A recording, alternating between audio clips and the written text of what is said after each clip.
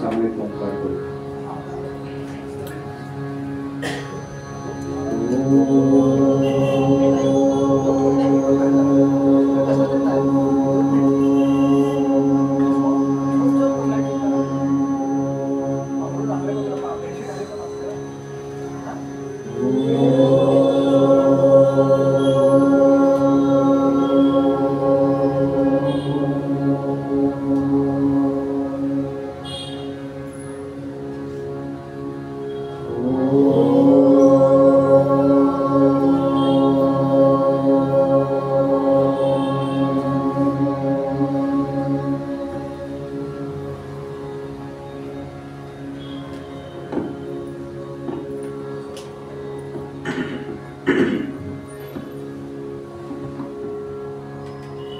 श्रीमन्महागणाधिपतये नमः.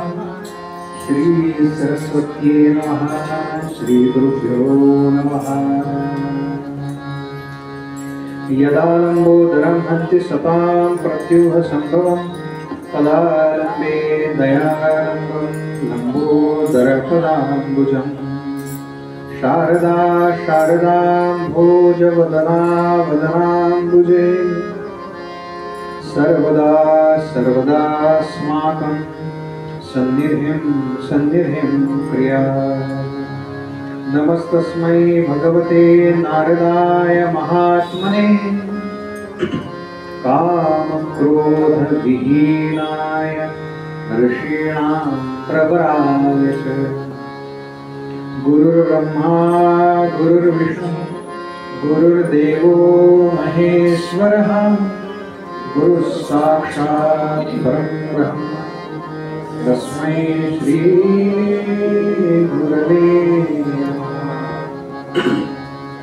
जयांसा जनी जन्मनामार्थ झाला जयाने सदा वासनामार्थ केला. जयांच्या मुखी सर्वदा नाम कीर्ती. नमस्कार त्या ब्रह्मचैतन्य शुका सारिखे पूर्ण वैराग्य जासे. वसिष्ठा परिज्ञान योगेश्वराचे. कवी वारिका सारिखा मान्यैसा. नमस्कार माझा सद्गुरु रामदास. अलंकापुरी पुण्यभूमी पवित्र जिथे नांदतो ज्ञान राजा सुपात्र. जया आठविता महापुण्यराशी. नमस्कार माझा सद्गुरु ज्ञानेश्वरा. समचरण सरोजं सान्द्र नीलाम्बुदाभं जगन्निहित पाणिं मण्डनं मण्डनानां. तरुण तुलसीमाला कन्धरं कञ्जनेत्रं सदय धवलहासं विठ्ठलं चिन्तयामि. कैलासराणा शिवचन्द्रमौळी फणीन्द्रमाथा भ्रुकुटीधरा. कारुण्य सिंधू भवदुःखहारी. तुझवीण शंभो मज कोणतारी. मूकं करोति वाचालं पंगुं लंघयते गिरिं.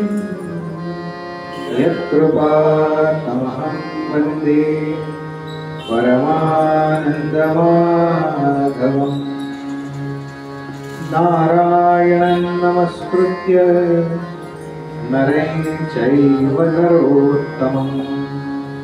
देवीं सरस्वती व्यासं ततो जयमुदीरये. या देवी सर्वभूतेषु शक्तिरूपेण संस्थिता. नमस्तस्यै नमस्तस्यै नमस्तस्यै नमो नमः. सर्वमंगलमांगल्ये शिवे सर्वार्थसाधिके शरण्ये त्र्यंबके गौरी नारायणि नमोस्तुते। भगवती जगदम्बा माता की जय।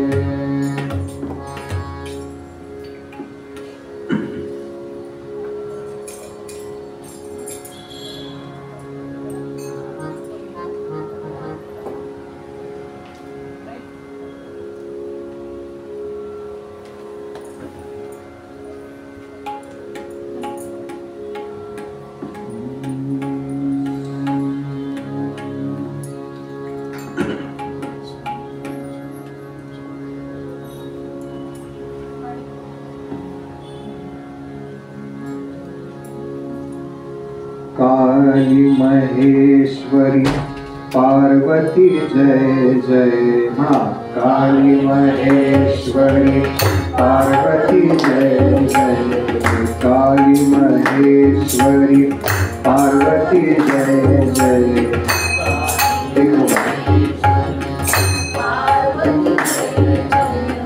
काली महेश्वरी पार्वती जय जय।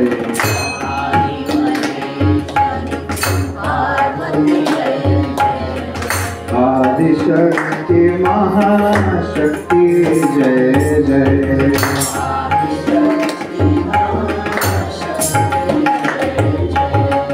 आदिशक्ति महाशक्ति जय जय।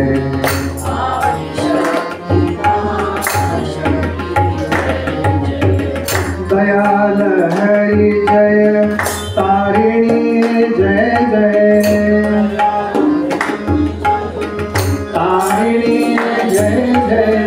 दयाल हरि जय तारिणी जय जय।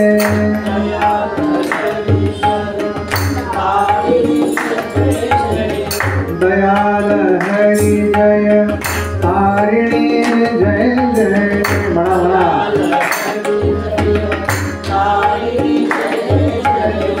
दयाल हरि जय तारिणी जय जय।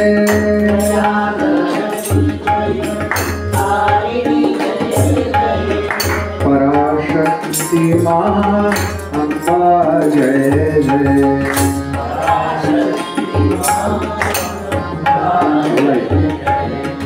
पराशक्ति माँ अम्बा जय जय।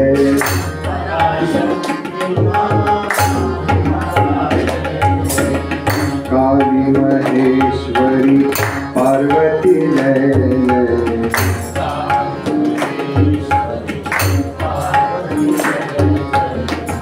आदिशक्ति महाशक्ति जय जय।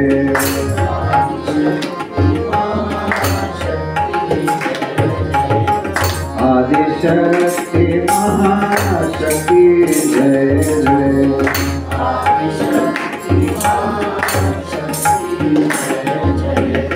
दयाल हरि जय तारिणी जय जय।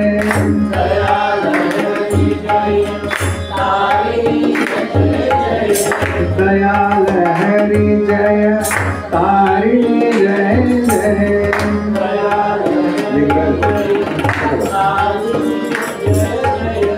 पराशक्ति माँ अम्बा जय जय।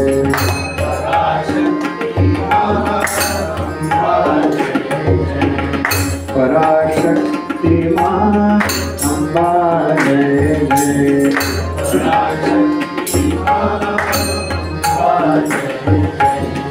पराशक्ति माँ अम्बा जय जय।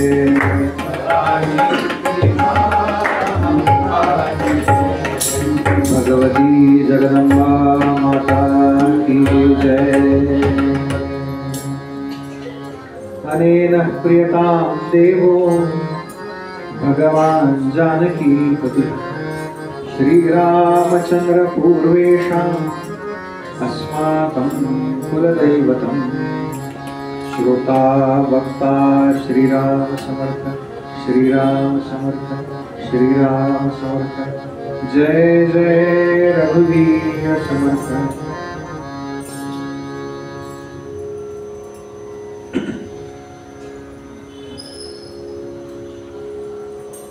व्यासांनी अत्यंत महान असं जे वाङ्मय तयार करून ठेवलं,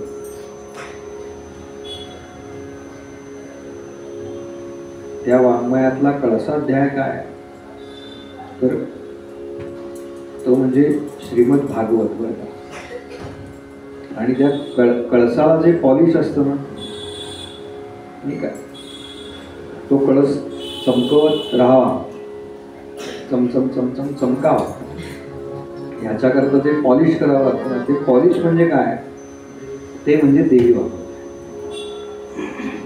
काय ठेवून ठेवून वस्तू काळ्या पडतात ना, काय आपण पितांबरी आणतो, वस्तू चमकून दिसली ना की वस्तूची किंमत होते बरं का। कोणी असं म्हणत नाही वा पितांबरीने घातली म्हणून छान दिसते, ते काय आहे हे समजण्याकरता हे समजलं पाहिजे बरं का। असा जो अत्यंत महान ग्रंथ आहे, त्याच्या श्रवणाकरता उपस्थित सर्व श्रोते, साधक, सज्जन, तत्वचिंतक, नामधारक, कला उपासक, वैदिक याज्ञिक, कीर्तनकार, प्रवचनकार यांच्यापैकी जर कोणी उपस्थित असेल तर अशा उपस्थित सर्वांच्या हृदयस्थ आत्मशक्तीला वंदन करतो आणि आजच्या निरूपणाला सुरुवात।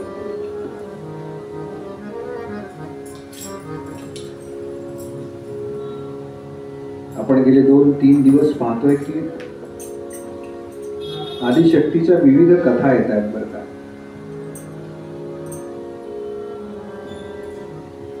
आणि त्या कथेमध्ये आपण पाहिलं की व्यासांना अचानक त्या कलविंक नावाचा पक्षी, कलविंक म्हणजे चिमणी, त्याच्याकडे पाहिलं आणि त्याला मी ते सगळं वर्णन केलं, त्याला छान कवे घेतले त्या छोट्या पिलाला, आणि फार व्यासपीठापर्यंत जाऊन पोचले मनानं, काय हा मोठेपणी लग्न होऊन सून आणणारे जणू काही यांना सांभाळणारच आहे, आणि पुढे गेल्यानंतर श्राद्ध करणार इतकी काय, इथपर्यंत जाऊन पोचले बघा। आणि ते म्हणाले माझ्या मनामध्ये असा ज्या अर्थी संकल्प आला, पण ही वेळ चुकीची आहे ना, हा विचार तरुणपणी आला असता तर गोष्ट वेगळी। आणि अशा वेळेला नारदांचा आगमन, नारायण नारायण नारायण नारायण नारायण नारायण,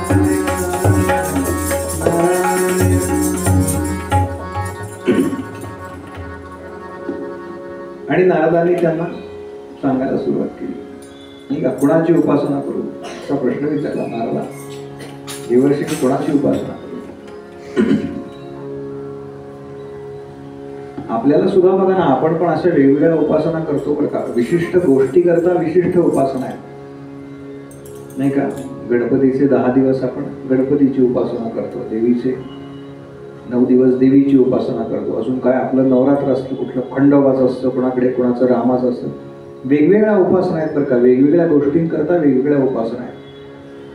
मी पहिल्या दिवशीच सांगितलं की देवी भागवत आणि शिवमहापुराण हे उपासनेची पुराण आहे, काय काय वेगवेगळ्या उपासना करायच्या ते याच्यात सांगितलेलं आहे।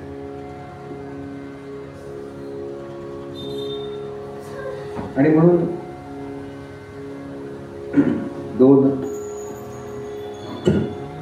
दोन कथा मध्ये आल्या, काल आपण त्या विस्तारानं पाहिल्या, आणि नारदांनी सांगितलं की ज्या अर्थी तुमच्या मनामध्ये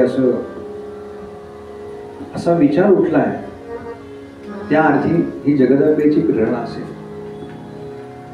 म्हणून तुम्ही जगदंबेची उपासना करा। 2 उपासना व्यासांनी केल्या आहेत बरं का, एक म्हणजे शिवांची केली आहे, हिमालयामध्ये गेली आणि शिवांची उपासना केली, आणि ओम ऐं क्लीं ह्रीं क्लीं चामुंडाय विच्चे या मंत्राचा कोट्यावधी जप केला, काही कोटी जप केलाय असा।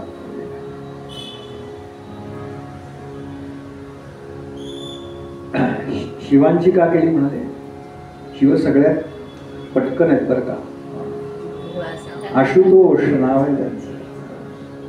लगेच प्रसन्न होतात बरं का, आणि काही ठेवत नाही. लक्षात ठेवा नेहमी एक वाक्य फार महत्वाचं आहे, जे गुरुजी सांगतात. भगवान Mahavishnu is a political God. ते काय करतात, समोरच्याची काय कॅपॅसिटी आहे त्याच्यावरती देतात. शिवजी आमचे तसे नाही. ते मागणारा कोण आहे याच्यावर देत नाही, देणारा कोण आहे त्याच्यावरती देतात बरं का. ते समोरच्याला झेपेल नाही झेपेल, मग त्यानं त्याची आपला तयारी वाढवायची बरं का. जय जय शंकर नमामि शंकर म्हणा.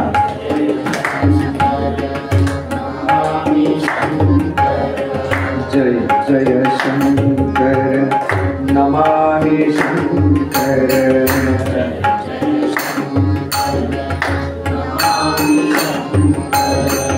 जय शंकर शिव सांब हरे.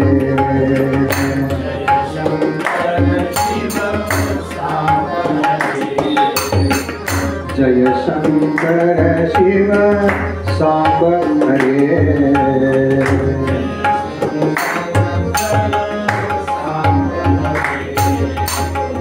जय गिरिजापति नमामि शंकर.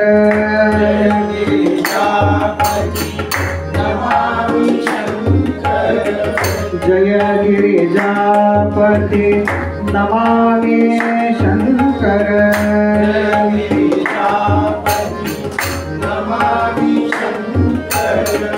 जय जय प्रेमाकार हरे.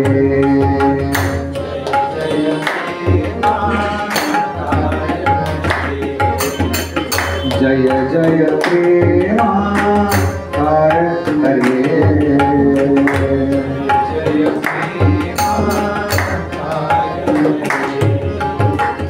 जय जय शंकर नमामि शंकर.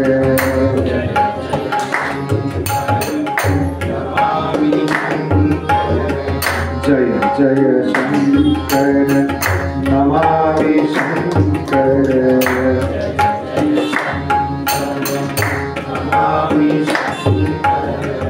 जय शंकर शिव सांब हरे.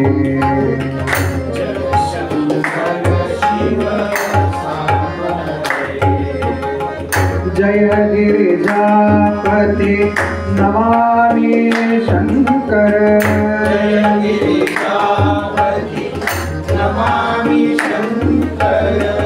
जय गिरिजापति नमामि शंकर.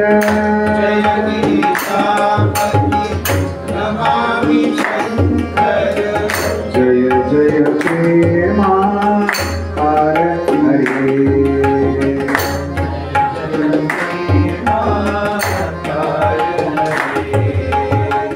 जय जय प्रेमाकार हरे.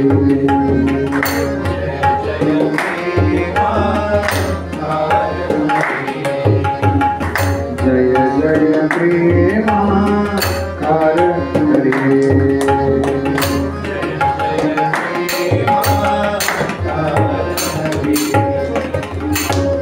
ओम नमः शिवाय. ओम नमः शिवाय. ओम नमः शिवाय. व्यास तपश्चर्या करतायत. कोणीही तपश्चर्येला बसलं की पहिलं काय होतं, इंद्राला माहिती ना आपल्याला, त्याला भीती वाटते. आता काय हा नाही का, तप पूर्ण झाले, यज्ञ पूर्ण झाले, 100 अश्वमेध पूर्ण झाले की त्याचं आसन नाही का, इथे पण बहुतेक असणार ज्यांच्या सीट जास्त त्यांचा इंद्र. इंद्र हे पद आहे बरं का, पोस्ट आहे ती, लक्षात ठेवा. इंद्र हे पद आहे. आणि झालं, इंद्र अस्वस्थ झाला, शिवजींकडे गेला, म्हणाला अहो काय बघायला ना. ते म्हणाले काही काळजी करू नकोस, तुझ्या पोस्ट करता करत नाही.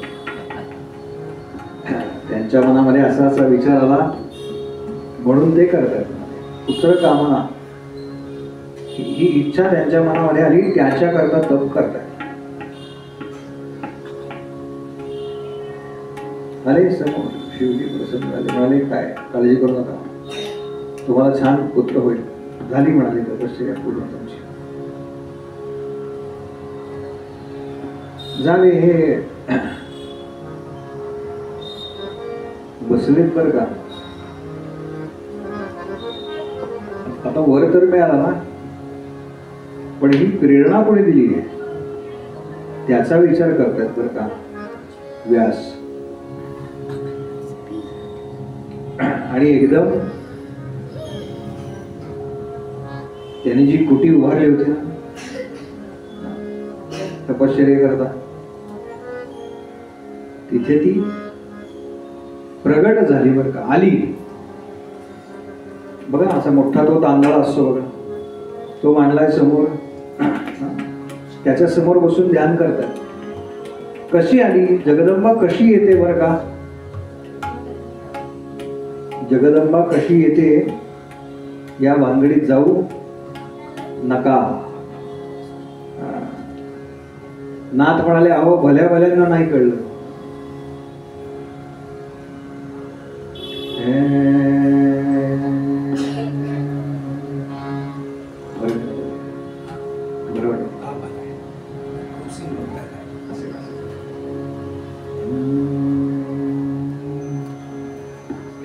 कशी कळेना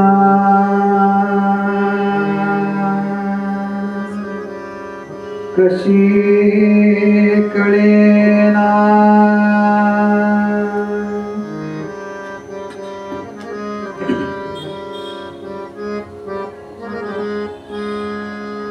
कशी कळेना आज अचानक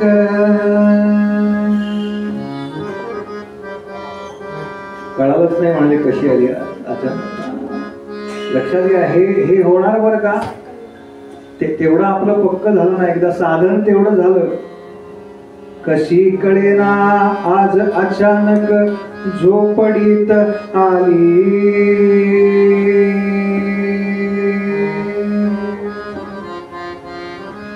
व्यास म्हणाले नवसाला पावली नाही का, नवसाला पावली गाई माझी, नवसाला पावली, नवसाला पावली गाई माझी, नवसाला पावली, नवसाला पावली गाई माझी, नवसाला पावली, नवसाला पावली गाई माझी, नवसाला पावली.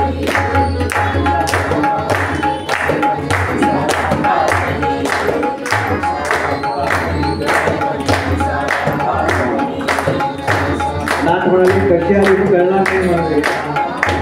फार फार वेगळंच प्रकरण आहे ते.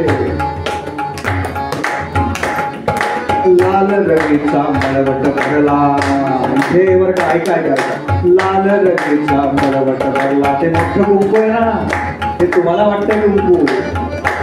नाथ म्हणाले प्रत्यक्ष सूर्य आहे म्हणाले इथे.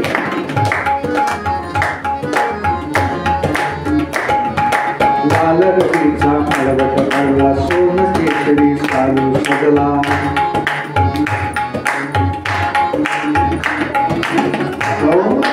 त्याची जी प्रकाश किरण आहेत ना, तीच अंगावर उडली म्हणाली शालू म्हणून.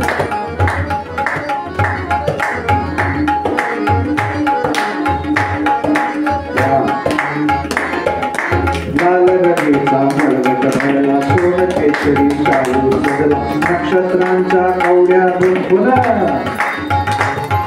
एक एक नक्षत्र तोडली म्हणाले आकाशातली आणि गळ्यात.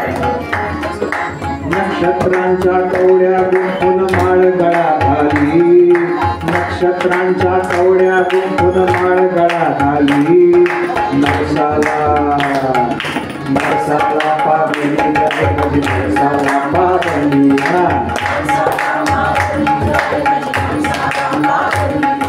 नवसाला पावली गाई माझी, नवसाला पावली.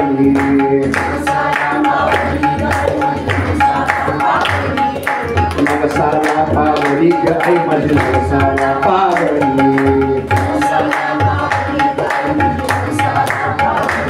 अशी आली नाही. आपण कोणी आलं की लगेच बसा म्हणतो की नाही, या बसा. काय करायचं असतं जगदंबे करता, नाथ सांगता.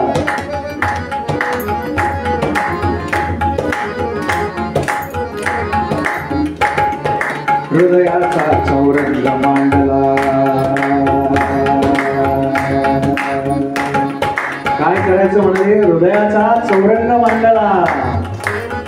हृदयाचा चौरंग मांडला बरी बैसविले जगदंबेला. कुठे बसाई सद्गुरूंचे चरण कुठे जपायचे बरं का, इथे जपायचे हृदयात. भगवंताला इथे सांभाळायचं. म्हणून मी परवा म्हणून इथे आग लागली ना की मग सोपं होतो का, इथे आवडायला लागला ना परमार्थ की मग आपण वेळात वेळ काढून ते करतो बरं का.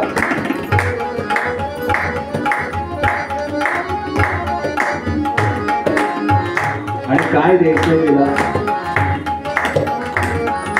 ती काही तिच्याकडे काही कमी आहे म्हणून येत नाही बरं का तुमच्याकडे. अहो हे सगळं तिनं निर्माण केलं, तिला आपण काय देणार. तिनं जे दिलंय ना ते आपल्यावर उपकार आहे. हृदयाचा चौरंग मांडला. हृदयाचा चौरंग मांडला बरी बैसविले जगदंबे. ओले श्रीफळ देता ओटी. ओले श्रीफळ म्हणजे हा ते नाही नाकांना अपेक्षित. हे ओले श्रीफळ मनानं तर द्यायचंच आहे, बुद्धी पण तिला समर्पित व्हायचं बरं का. बुद्धीचा फार अहंकार असतो माणसाला.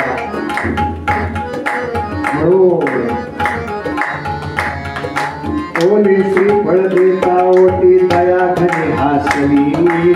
ओले श्रीफळ देता ओटी दया घनी हासली. आई माझी नवसाला पावली. नवसाला पावली आई माझी नवसाला पावली.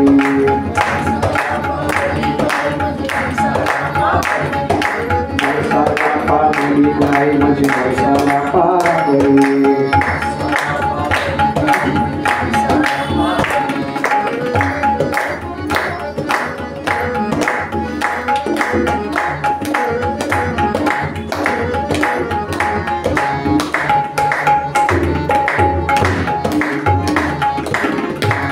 आणि आजूबाजूचे सगळे विकार होते ना, काम क्रोध लोभ मोह मद मत्सर, हे सगळे जळून गेले बरं का. नाथ म्हणतात काय झालंय माझं,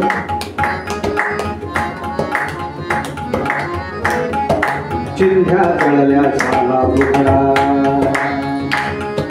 चिंध्या जळल्या झाला उघडा. पूर्ण पेटला प्राण काकडा. कशानं ओवाळायचे जगदंबेला, बाकी काही नाही बरं का. हे निरांजन त्याचं प्रतीक आहे, लक्षात ठेवा. आपण जे निरांजनाला ओवाळतो ना हे त्याचं प्रतीक आहे. पूर्ण पेटला प्राण काकडा, इथे पेटावं लागतं, लक्षात घ्या. चिंध्या जळल्या झाला उघडा. चिंध्या जळल्या झाला उघडा. पूर्ण पेटला प्राण काकडा. एका जनार्दनी म्हणे जोगवा. एका जनार्दनी म्हणे जोगवा. आनंदी गोंधळी. आनंदी गोंधळी. आनंदी गोंधळी नाव माझी. मसाला पावली. मसाला पावली गाय माझी. मसाला पावली. मसाला पावली गाय माझी. मसाला पावली. मसाला पावली गाय माझी. मसाला पावली. मसाला पावली गाय माझी. मसाला पावली. मसाला पावली गाय माझी. मसाला पावली. मसाला पावली गाय माझी. मसाला पावली. अशी जगदंबा आली ना की मग काही फार अवघड नाही बरं का. पण त्याच्याकरता हे सगळं करावं लागतं.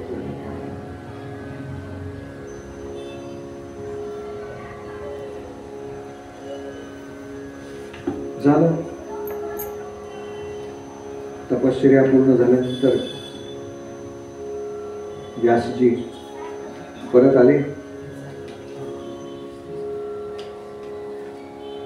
आणि एक दिवस म्हणजे बराच काळ गेलाय बरं का, त्यांचा विश्वास आहे की ज्या कामाने तप केलंय,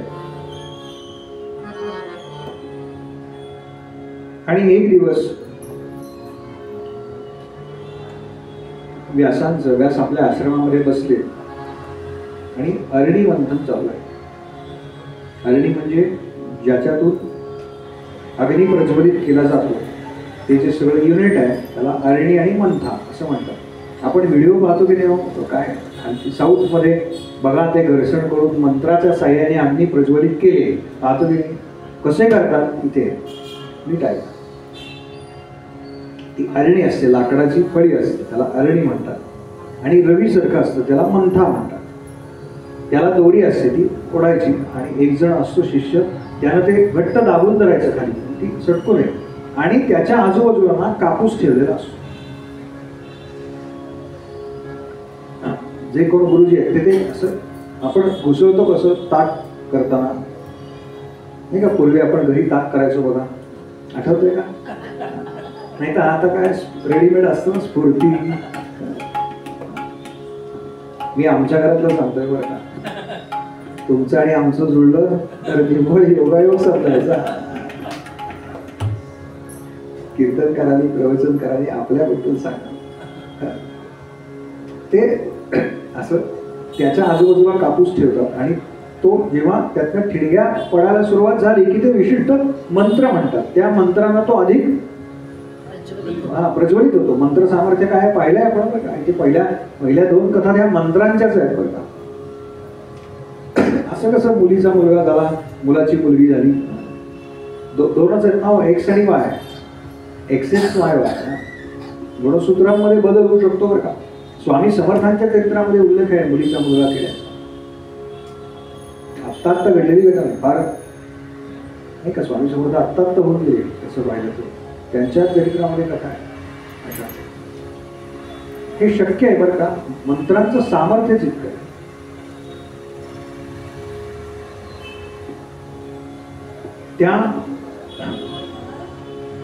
ते चाललंय बरं का त्यांचं, आणि त्यांच्या मनामध्ये हेच विचार चालले की अरे पण मी एवढी तपश्चर्या केली आहे, पण समजा मी कोणी आलं असं आणि मी जर काय भुललो सौंदर्याला एखाद्या स्त्रीच्या, तर हे सगळं तप वाया जाईल ना, हे सगळं तप वाया जाईल.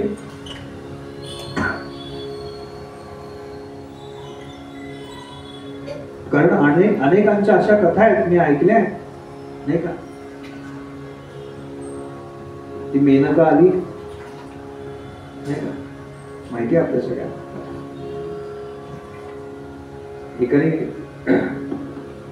एकाने विचारलं बरं का, तिचं नाव मेनका कसं पडलं का. स्वर्गात सगळे जायचे ना इंद्राकडे भेटायला, तेव्हा ती आल्या विचारायची बरं काय कुठनं आला, चहा पाणी काय घेणार, सगळ्यांना विचारायची. शेवटी एकाने विचारलं, ही सगळ्यांची ज्या अर्थी विचारपूस करते त्या अर्थी ही मेन का, म्हणून तिचं नाव पडलं मेनका. काय फार जडजड व्हायला होतं म्हणून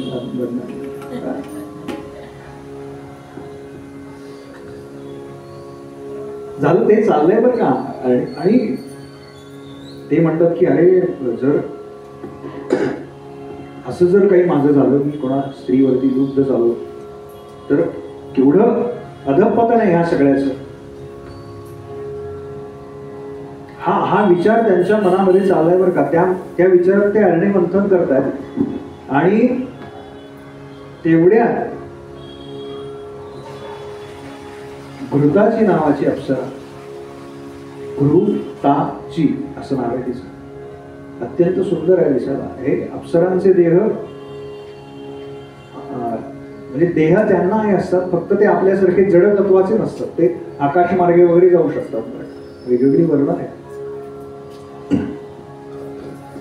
पितर नावाचा लोक सांगितलेला आहे. पितर म्हणजे आपण ज्यांना पितर समजतो तसे नाही बरं का, पितर लोक आहे वेगळा.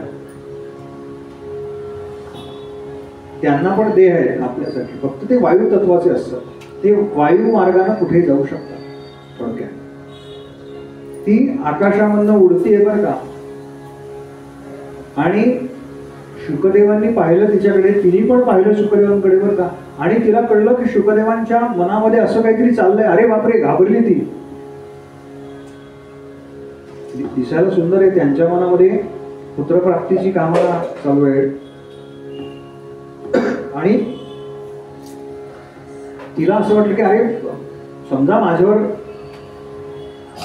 लुब्ध झाले आणि मला शाप दिला किंवा थांबून घेतले इथे, तर मी अडकून पडेल ना इथे पृथ्वी लोकावरती. आणि म्हणून तिनं रूप पालटलं. ती एकदम शुकीच्या रूपामध्ये गेली. शुक म्हणजे पोपट, शुकी म्हणजे पोपटी. आणि हे चालू असताना व्यासांचं तेज त्या अरणीवरती पडलं बरं का. आणि अग्नी प्रज्वलित होण्याच्या ऐवजी त्यातून एक पुत्र उत्पन्न झाला.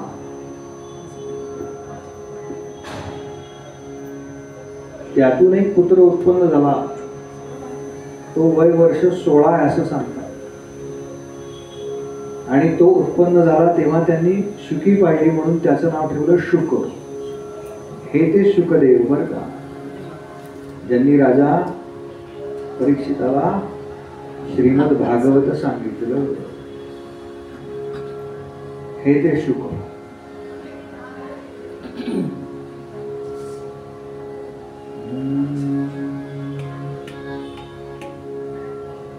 शुकदेव म्हणजे काय हो, कडकडीत वैराग्य नाही का. शुकासारखे पूर्ण वैराग्य ज्याचे, अशा शुकदेवांचं लग्न झाल्याचा उल्लेख आहे देवी भागवतामध्ये. 5 आपत्ती झाली शुकदेव, 4 मुलं 1 मुलगी. कसे होते शुकदेव? श्री शुक अवतरले, श्री शुक अवतरले.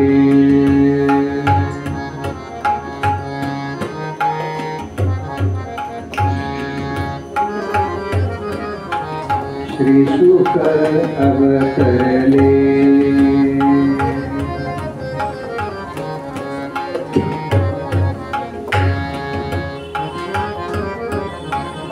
अजान बाहु ज्ञान मूर्ति, अजान बाहु ज्ञान मूर्ति.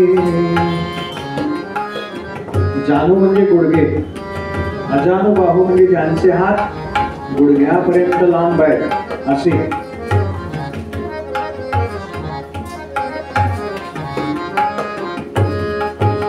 रामराय अजानु बाहू आहेत बरं का.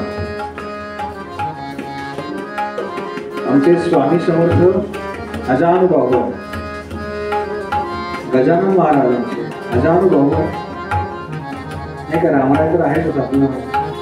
ध्याये ध्याजानुवाहं सर्वमस्तं गतवर्मासनस्थं.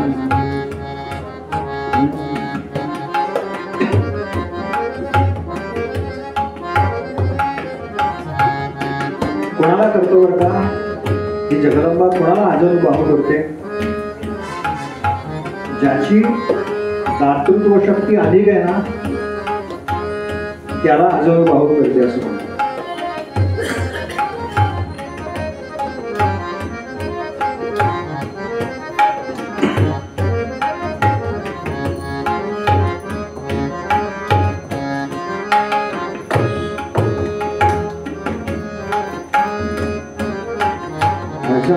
अजानुबाहु ज्ञानमूर्ति, अजानुबाहु ज्ञानमूर्ति.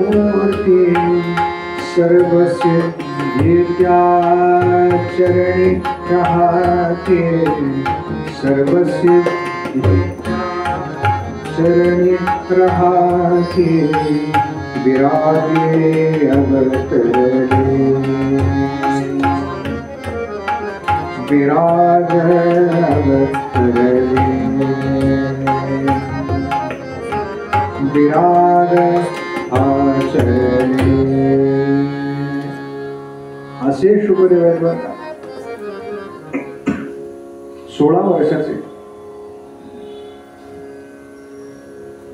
वडिलांकडनं उपदेश घेतला. काय जे ज्ञान आहे ते सगळं ग्रहण केलं. शुकदेवांना कुणी कुणी काय काय दिले बरं का, याची यादी आहे मोठी. आकाशातून त्यांच्याकरता या गोष्टी पृथ्वीवरती आल्या असा उल्लेख. मौंजी बंधन होतं ना, शुकदेवांचं मौंजी बंधन वगैरे नाही बरं का. निळसर वर्ण आहे बरं का. शिवांच्या तेज, शिवांचं तेज आहे, मंत्राचं तेज आहे. आपण पाहिलं असेल त्या छान गोपालकृष्ण जसे दिसतात ना साधारण तसे आहेत बरं का. इतकं जबरदस्त तेज आहे. आकाशामध्ये सगळेजण जमा झालेत बरं का. नारद जमा झाले, तुंबरू नावाचे ऋषी आहेत ते आलेले आहेत. गंधर्व सगळे गंधर्व गाणं म्हणतात बरं का. त्यांच्याकरता पाळणा बहुतेक गंधर्वांनी म्हणला असं. असे सगळे जमा झाले.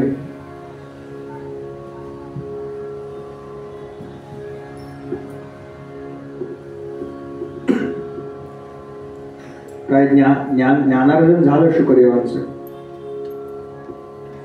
आणि व्यास त्यांना म्हणाले बरं का, की बाबा रे आता तुझं ज्ञानार्जन झालंय तर तू आता विवाह कर, नाही का. योग्य वयात मुलगा आला की आपल्यालाही वाटतं की आता त्याला विवाह करावा. याचं कारण आहे म्हणाले की आपल्यावरती 3 ऋण असतात. एक पितृऋण आहे आपल्यावरती. त्यातून कसं मुक्त व्हायचं तर काय, आपण जे श्राद्ध कर्म तर्पण करतो ते. आणि दुसरं म्हणजे हा जो सगळा सृष्टीचा गाडा आहे तो पुढे चालवायचा, विवाह करायचा आणि संतती उत्पन्न करायची. दुसरं आहे ते गुरु ऋण आहे आणि तिसरं आहे ते ऋषी ऋण आहे. ऋषी ऋण म्हणजे आत्ताच्या भाषेमध्ये सायंटिस्ट जे आहेत ना त्यांचं आपल्यावर ऋण आहे ना, नाही का. कोविडच्या काळामध्ये आपण पाहिलं असेल ना त्यांनी काय काम केलं. आता तर काय आजच आली आहे बातमी, रेल्वेवरनं मिसाईल टाकता येणार नाही का. सायंटिस्टनंच केलं ना हे सगळं. ते आपल्या सिक्युरिटी करताना, सुरक्षितते करता आहे. त्यामुळे त्यांचं एक ऋण आहे आपल्यावर. त्यामुळे तू विवाह केलास आणि तुला आपत्ती झाली की त्या माझ्या ऋणातून तू मुक्त होशील, पितृऋणातून.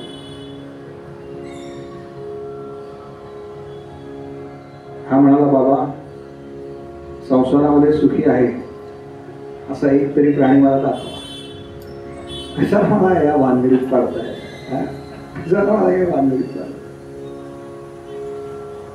अहो एक वेळेस लोखंडाच्या बेडीमध्ये जो माणूस अडकलाय ना तो सुटणं शक्य आहे, पण जो लग्नाच्या बेडीत अडकलाय नाही का.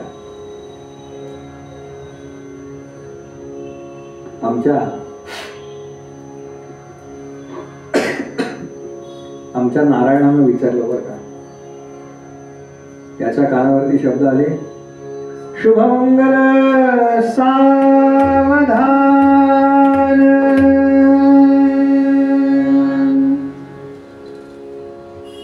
आणि गुरुजींना विचारलं बरं का, गुरुजी अहो हा लग्नाचा मंगल प्रसंग, मग मंगल प्रसंगी असं सावधान का म्हणायचं असतं नाही का. आपल्याला नाही पडत बरं का हा प्रश्न. आपलं काय फार बरं त्यावेळेला खरं तर काहीच कळत नसतं बरं का काय चाललंय.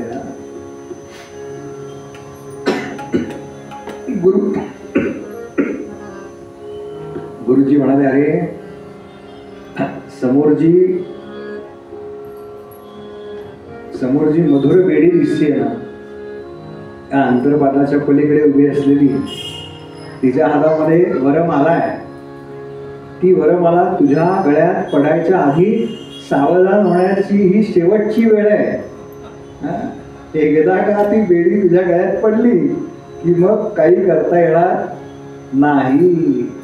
द्विज सावधान ऐसे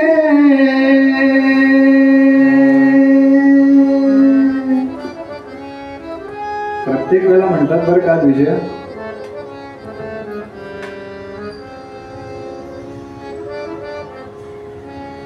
द्विज सावधान ऐसे सर्वत्र विवाह मंगली म्हणते.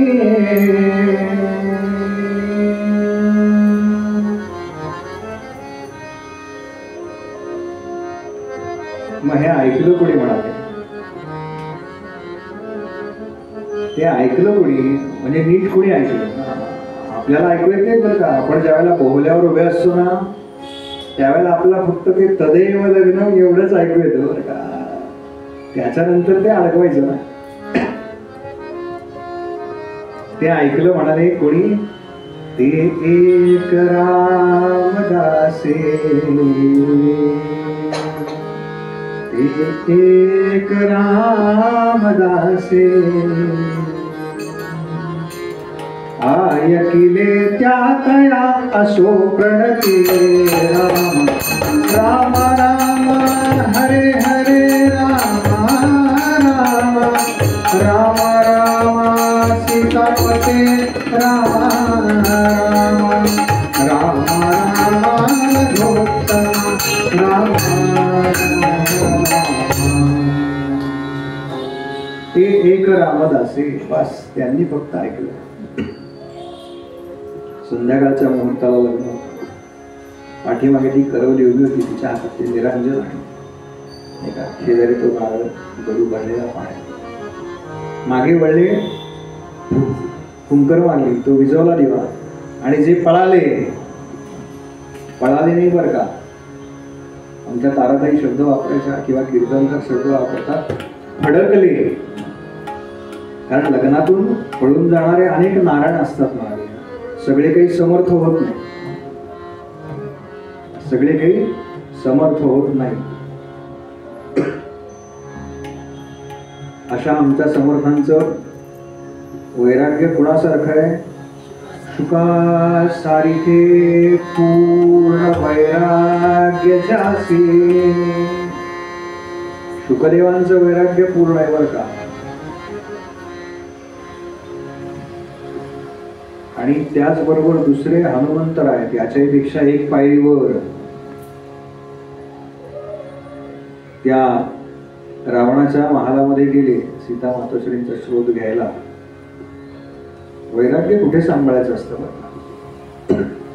आणि हनुमंतरायांनी उघड्या नागड्या स्त्रिया पाहिल्या असं म्हणतात. वाल्मिकी रामायणात वर्णन आहे. आणि म्हणाले अरे मी हे काय करतोय, काय पाहतोय. आणि दुसऱ्या क्षणाला विचार आला की पण मी हे पाहून सुद्धा माझ्या मनामध्ये विकार उत्पन्न झाला नाही, याचा अर्थ माझ्या ब्रह्मचर्याला अजून धोका पोचलेला नाही. ही माझ्यावरती रामरायाची कृपा आहे. ही माझ्यावरती रामरायांची कृपा आहे.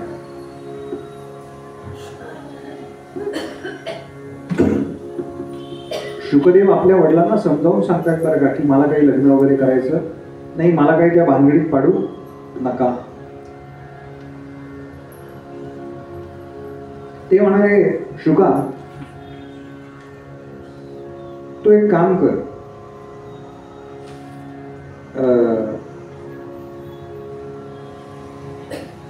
जनक राजा जो आहे मिथिला नरेश, त्या जनकाला भेटून ये. त्याच्या आधी त्यांना श्रीमद देवी भागवत शिकवलं असा उल्लेख आहे.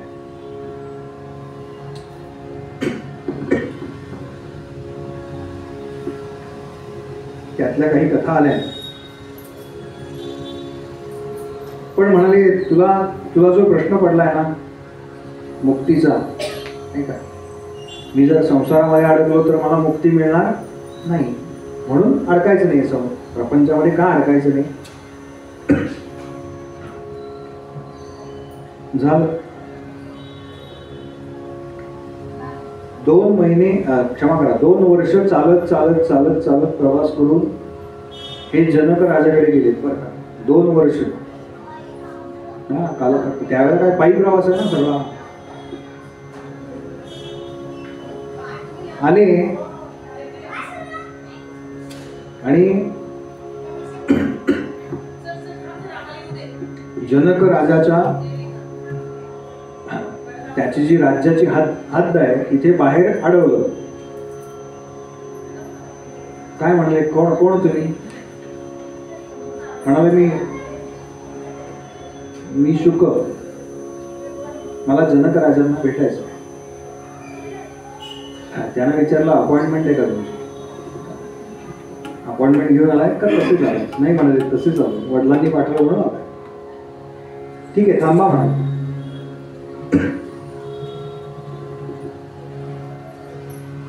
2 दिवस शुकदेव बसून आहेत बरं का बाहेरच्या बाजूवरती. एकाही शब्दानं उलट बोलले नाहीत त्या रक्षकाला. नाही का, किती वेळ झाला अजून तू निरोप नाही पाठवलास का?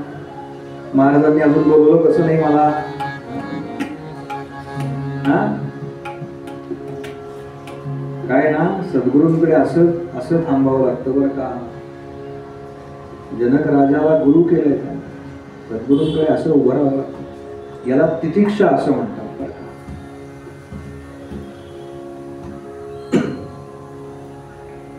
तितिक्षा म्हणजे कोणतीही तक्रार न करता सहन केलेलं दुःख.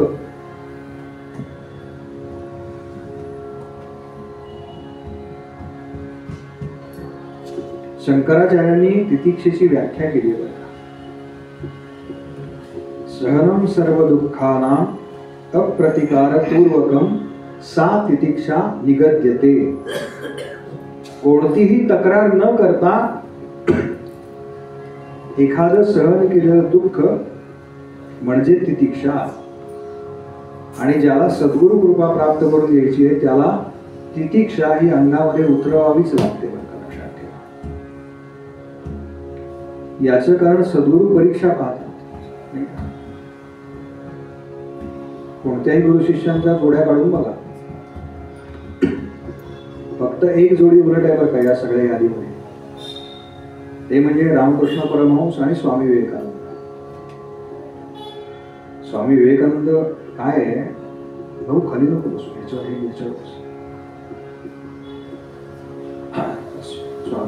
म्हणजे स्वामी विवेकानंदांचं जे पूर्वाश्रम जर आपण पाहिला तर हा देवदेव मानणारे नव्हते. आणि आमचे रामकृष्ण काली मातेचे उपासक.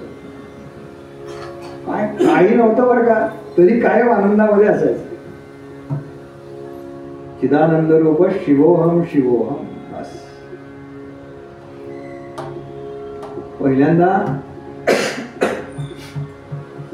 पहिल्यांदा जेव्हा नरेंद्रांची आणि त्यांची भेट झाली ना, तेव्हा ते बसले होते, कोणाकडे तरी आले होते आणि नरेंद्रांनी गाणं म्हटलं वगैरे. तो सगळा प्रकार आपण वाचला असेल त्यांच्या चरित्रामध्ये. तर आल्या आल्या ठाकूरजी म्हणले, अरे ये आलास का रे नरेंद्र, मी तुझीच वाट पाहतोय. स्वामीजी म्हणले, विवेकानंद ही तुम्हा बुवा लोकांची स्टाईलच आहे म्हणाले. तरुण होते ना एकदम आणि जास्त शिकलेले होते. शंका केव्हा उत्पन्न होते, शिक्षण झालं ना जास्त की मनामध्ये शंका उत्पन्न होतात. शिक्षण घेऊ नका असं नाहीये बरं का, याच्या मागचं सांगण्याचं होतं. श्रद्धा टिकली पाहिजे बरं का शेवटपर्यंत. नाही का, आपण ज्यांना आई वडील म्हणतो ते आपलेच आई वडील आहेत. हे कशावरून? आपली श्रद्धा असते म्हणून ना. मग ज्या अर्थी ज्ञानोबा आणि तुकोबा सांगताय की देव आहे, तर मग आमची देवावर श्रद्धा टिकली पाहिजे ना शेवटपर्यंत. त्याला काय वाटतं, मी माझ्या कर्तृत्वावर काहीतरी झालो. प्रयत्न हा असतोच, परंतु तेथे भगवंताचे अधिष्ठान पाहिजे समर्थ. त्याच्याशिवाय काही होणार नाही ना. परदेशात जी मुलं राहतात ना, शिकायला जातात बघा, काय पहिली 2-3 वर्ष काय कुठे जेवणाचे हाल होतात तो, काय काहीतरी करून खातात. सकाळी आपला काय कुकर लावायचा नाही का, त्या भातातच सॉस टाकायचा नाही का, टोमॅटो टाकायचे, भाजी चिरायची टाकायची. हे काय आहे सगळं? ही तितिक्षा आहे बरं का. माझं करिअर उत्तम व्हावं म्हणून मी जो मार्ग निवडलाय तो मार्ग निवडत असताना मी कोणतीही तक्रार करणार नाही. राहतात ना हो 2-2, 3-3 वर्ष तिथे. हा काय करी, एका खोलीत राहावं लागतं, 4 जण राहत आहेत. मग जरा जरा जरा एक मुलगी होती, ती परदेशात गेली बरं का. तिला कोबीची भाजी फार आवडते. तर घरी काही कधी केली नव्हती, कारण आई लाडकी होती, त्यामुळे आई आपली कोबीची भाजी करून द्यायची. परदेशात गेली आणि म्हणाली आपण आता कोबीची भाजी करूयात बरं का. जरा सेट लागला होता, जरासा सेटअप लागला होता, म्हणून तिला ऑनलाईन तो कोबी मागवला. कोबी कसा असतो माहिती पाहिला बघा, तक्त्यावरून छापलेला असतो. घरी घरी जे भाजीकडे असतील त्यांना लक्षात कसा. तिने काय केलं, म्हणाली हे आतमध्ये काहीतरी असणार बरं का, बाहेर फार पान आहे. एक पान काढलं, म्हणजे अजून वरची 5-10 पानं काढली बरं का, टाकून दिली. आतमध्ये पण पानच, तर परत ती पानं काढली, टाकून दिली. असं करता करता करता करता सगळी पानं काढून टाकून दिली. काय तिने घरी कधी पाहिलं नव्हतं ना कशी करतात भाजी. तिला वाटलं आत वेगळं काहीतरी असेल. शेवटी म्हणाली ऑनलाईनच मागवली, परवडली भाजी.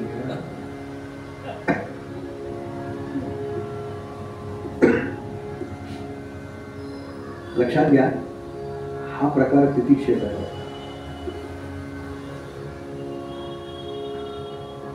झालं 2 दिवसांनी शुकदेवांना राजानं सांगितलं ठीक आहे भेटूयात ना. काय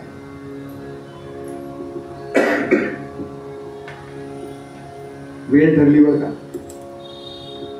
उद्या सकाळी भेटतील महाराज तुम्हाला, असं म्हणून त्यांना काय स्नाना करता वगैरे राहण्याची वगैरे सोय केली. आणि जनक राजे आता त्यांच्या काय जो भेटीचा कक्ष असतो तिथे शुकदेव गेले. दरवाजा बंद आहे बघलेला आहे. त्यांनी आपल्या दारावरती टक टक टक केलं. जनक राजा म्हणला कोण आहे? हे म्हणाले मी शुक. जनक राजा म्हणला त्या मीला बाहेर ठेवा, फक्त शुक आत या. मी नावाचा प्रकार आहे ना, तो सद्गुरूंच्या इथे असा बाहेर ठेवावा लागतो बरं का. चपला जशा आपण बाहेर ठेवतो ना, तसा अहंकार बाहेर ठेवावा लागतो. लक्षात घ्या, त्याच्याकरता हे आलेलं आहे.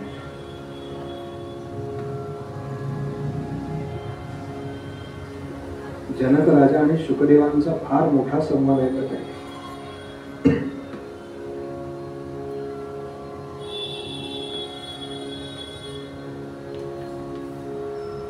शुकदेव म्हणाले राजाला की राजा, माझ्या वडिलांनी सांगितलं की तुझी भेट घ्यायला पाहिजे, कारण तू मुक्त आहेस असं त्यांनी मला सांगितलं.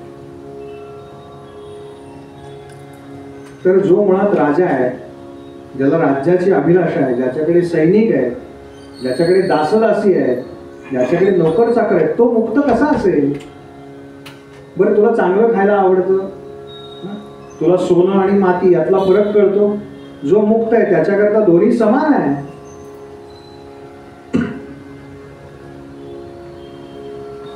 तेव्हा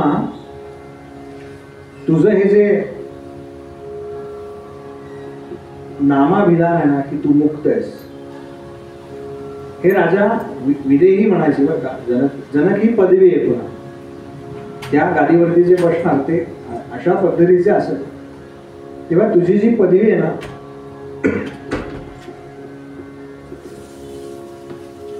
ही खोटी असं मला वाटतं. ही लोकांना दाखवायला आहे, कारण तू तर हे सगळे उपभोग घेतोयस.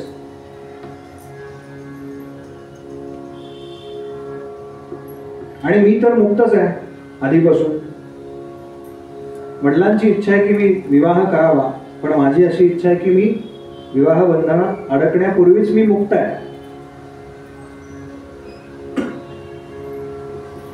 तर ते म्हणाले की तुला एकदा भेट, म्हणून मी तुझ्या भेटी करता आलो.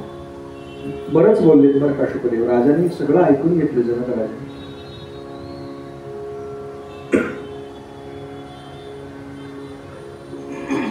आणि म्हणाले शुका, दोन प्रकारच्या मुक्ती आहेत. एक म्हणजे तात्काळ मुक्ती, आणि दुसरी म्हणजे चारही आश्रम पूर्ण करून मग प्राप्त होणारी मुक्ती. शुकदेव म्हणाले यातली श्रेष्ठ मुक्ती आहे ना, ती तत्काळ मिळणारी मुक्ती आहे. राजा म्हणाला याचा अधिकार कोणी दिला तुला? हे तू कोण ठरवणार काय श्रेष्ठ आहे आणि काय कनिष्ठ आहे? हेच ज्याच्या मनामध्ये आहे तो कसा काय मुक्त होऊ शकेल? नाही का? मुक्त याचा अर्थ काय? सगळ्या गोष्टी एकसारख्याच आहेत ना त्याच्याकरता. तो मुक्त आहे बरं का, तो जीवन मुक्त आहे.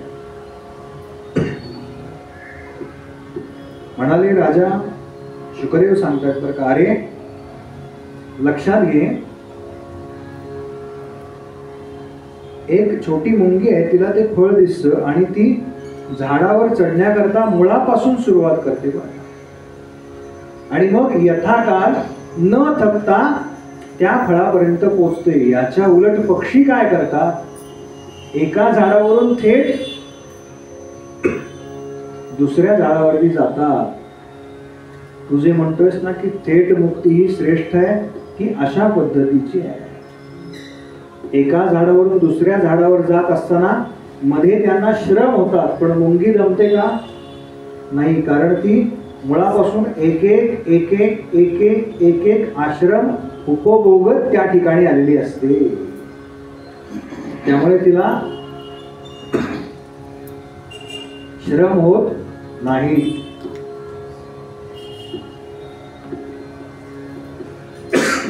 आणि गृहस्थ आश्रम जो आहे ना, हा सर्वात श्रेष्ठ आहे शुका. याचं कारण बाकीचे जे 3 आश्रम आहेत त्या 3 आश्रमांची जबाबदारी कोणावरती आहे?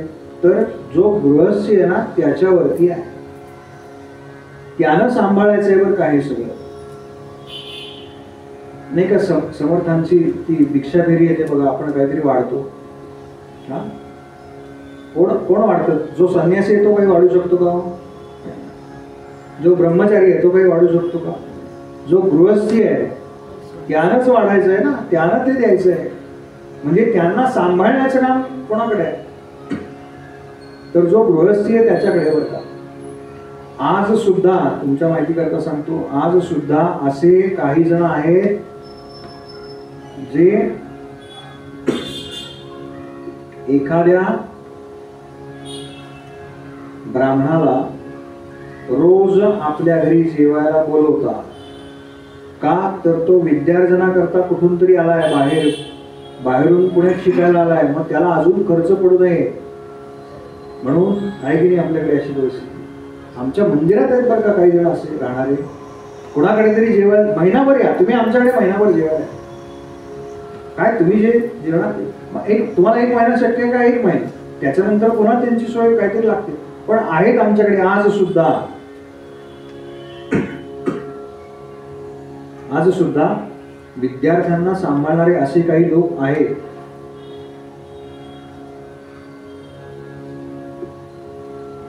राजा या सगळ्यांना सांभाळण्याची जबाबदारी गृहस्थाश्रमी आहे ना त्याच्यावरती आहे. म्हणून गृहस्थाश्रम सगळ्यात श्रेष्ठ मानला या सगळ्यापेक्षा.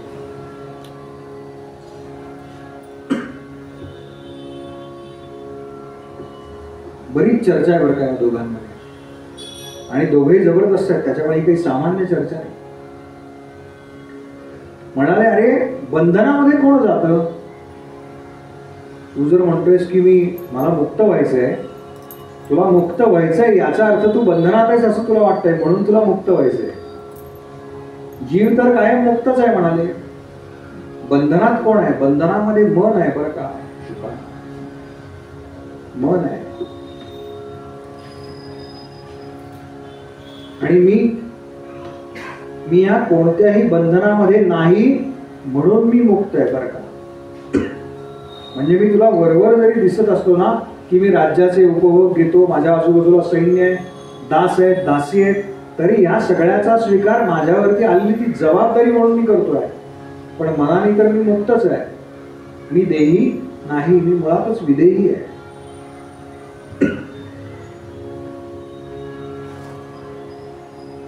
आणि शुका मला सांग, धोका अधिक कोणाला आहे?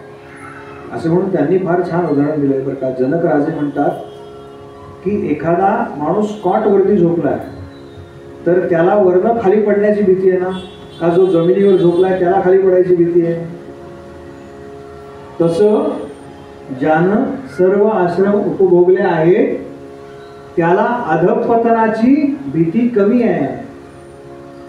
ज्यानं एकदम संन्यास आश्रम स्वीकारला त्याला अधःपतनाची अधिक भीती आहे बरं का.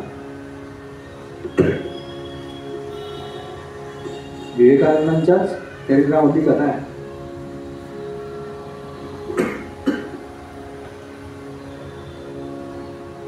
ठाकूरजी गेल्यानंतर स्वामी विवेकानंदांना एका त्यांच्या गुरुबंधूंनी विचारलं की मला पण संन्यास घ्यायचा आहे. स्वामीजी म्हणाले, अजिबात घेऊ नकोस, फार कठीण आहे. त्यांच्या चरित्रात उल्लेख आहे. त्याच्या मनात असं आलं की मी पण संन्यासी झालो तर नाही का माझी जरा हे वाढेल ना.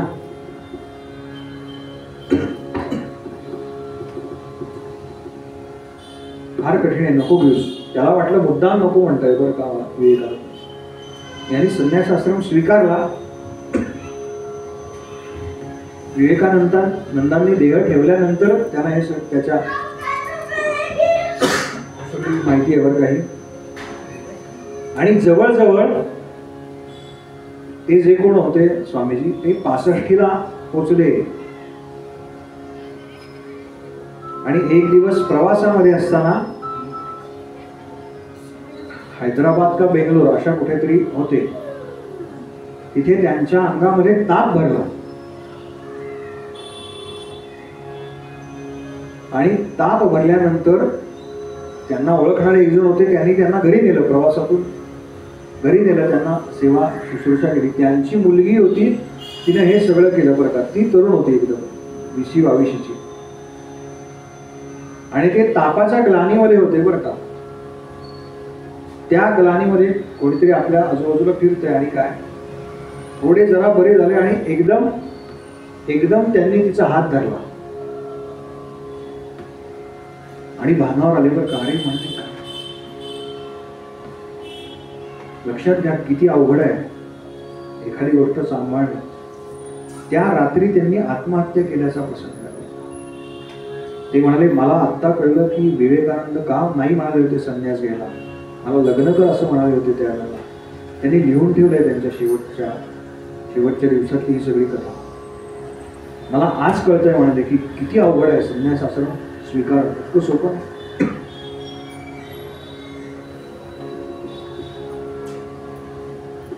शुकदेव परत आले आणि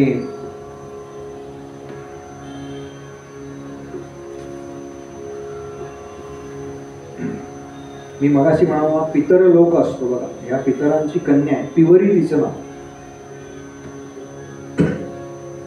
तिच्याशी विवाह केला, 4 पुत्र झाले आणि 1 कन्या झाली असा उल्लेख आहे. त्या सगळ्यांचा योग्य विवाह लावून दिलाय बरं का शुकदेवांनी. आणि मग ते हिमालयामध्ये गेले असा उल्लेख आहे. इथे काही श्रीमद भागवताचा उल्लेख नाही आहे. त्याच दरम्यान कधीतरी त्यांनी राजाला तो उपदेश केला असणार श्रीमद भागवताचा.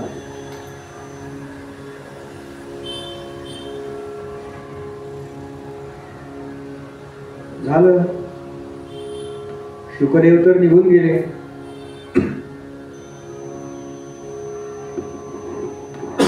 व्यासांना पुन्हा दुःख आहे तेच ना, पुत्र प्राप्ती करता हे गेलं होतं सगळं. यथाकाल पुत्र झाला, त्याला पुत्र झाले, त्या सगळ्यांची लग्न झाली, ते त्यांच्या त्यांच्या ठिकाणी गेले. आणि आता मला पुन्हा सांभाळणार कोणीही नाही, हे दुःख पुन्हा व्यासांना झालं.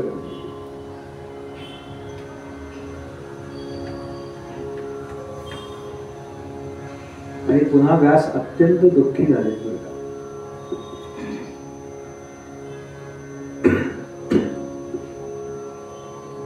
त्याच्यानंतर व्यासांनी काय लिहिलंय तर महाभारत जे सगळं आहे ते एका अध्यायामध्ये लिहिलं आहे. तो सगळा जो भाग आहे तो आपण उद्याच्या दिवशी पाहूया. तिथे कन्या बोलून काही 7:15 काही 7:30 असं येणार आहे. मग ते अर्धवट व्हायला नको, त्यामुळे आरती करू आणि थांबू. भगवती जगदंबा माता की जय.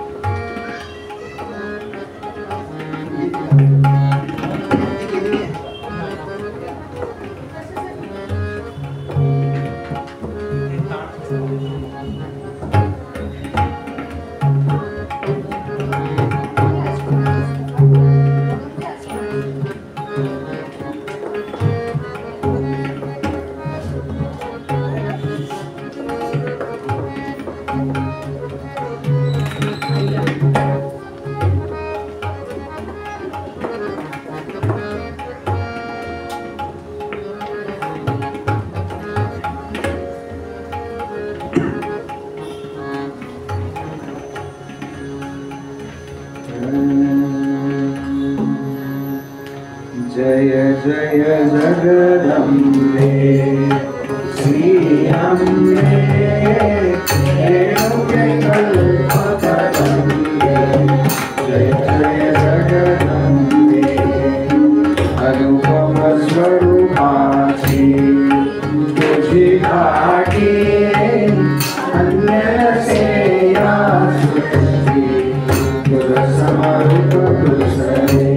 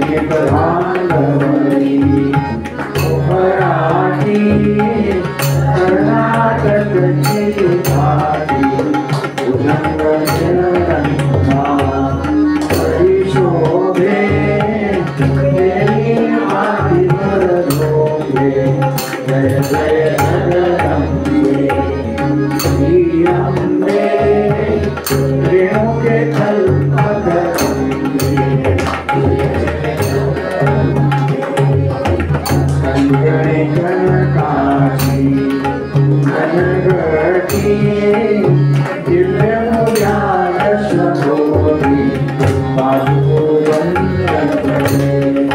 बाहुबटी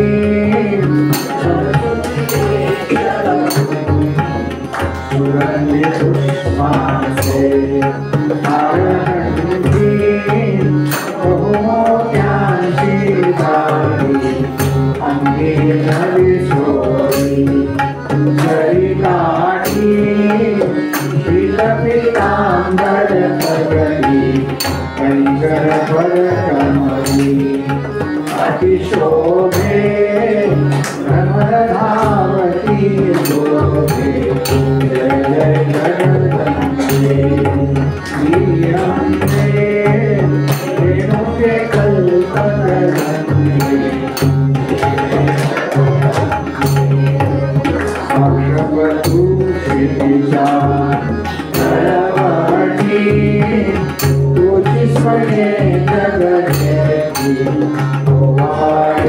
आरती विपतारी देवुनि कर संतुष्टि करुणाकृत हृदये संतति आवसि भक्तासाठी विश्वदास सदा बहुकष्टी देशिल धरि निज देवी प्रेम बधायौने ज्ञानाभे भाव भाव हरिरंगे जय जय जगदम्बे श्री अम्बे रेणुके कल्पतरुण्डे जय जय जगदम्बे जय जय जगदम्बे जय जय जगदम्बे।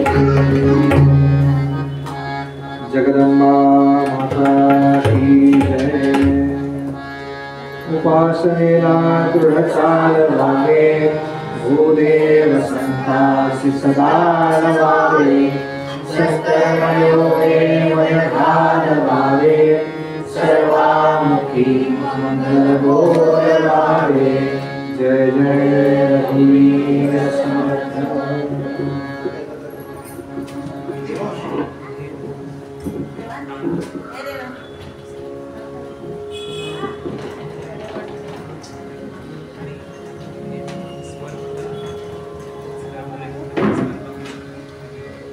हे बंद करायचं आहे का